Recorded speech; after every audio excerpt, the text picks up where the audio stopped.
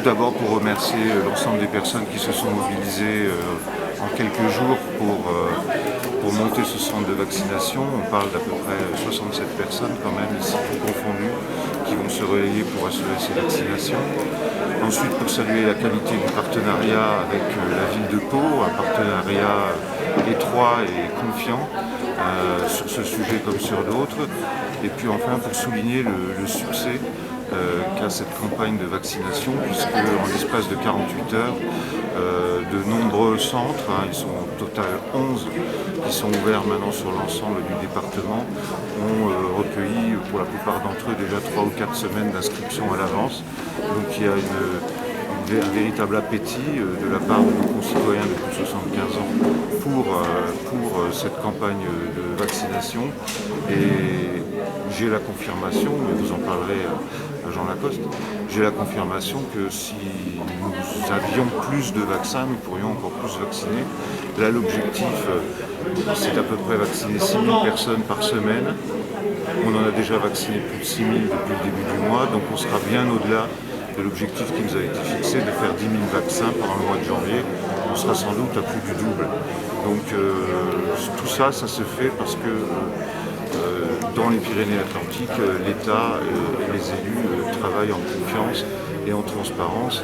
C'est la raison pour laquelle je salue l'ouverture de ces 11 centres de vaccination. Il y en aura sans doute 13 dans le département à la fin de la semaine, ce qui nous met bien au-dessus en termes de maillage de la moyenne nationale, puisqu'il y a 833 centres de vaccination qui sont ouverts en France.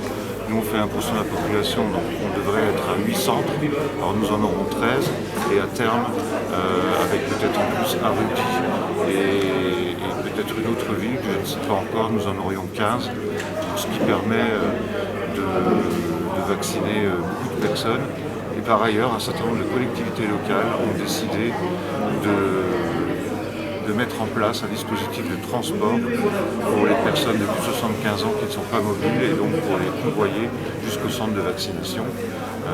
Voilà, tout ça, je trouve que c'est un très beau signe, c'est un très bel état d'esprit et je tenais aujourd'hui véritablement à le saluer. Vendredi, vous garantissiez des doses de vaccins pour les semaines qui viennent. Est-ce qu'il y a eu des évolutions avec les annonces de Pfizer ou est-ce que localement, il y aura les doses dans les 3-4 semaines qui viennent? Pour l'instant, on a un planning de livraison des vaccins de chez Pfizer jusqu'au 15 février et ce planning est environ 6 000 doses par semaine. Donc ce qui nous a permis d'allouer à chacun des centres de vaccination une quantité de doses à ne pas dépasser bien évidemment tous les jours. Et pour l'instant, sauf très mauvaise surprise, nous tiendrons ce planning. Il n'y a pas de nouvelles pour l'instant, il n'y a pas de crainte. Non, je n'ai pas de crainte particulière.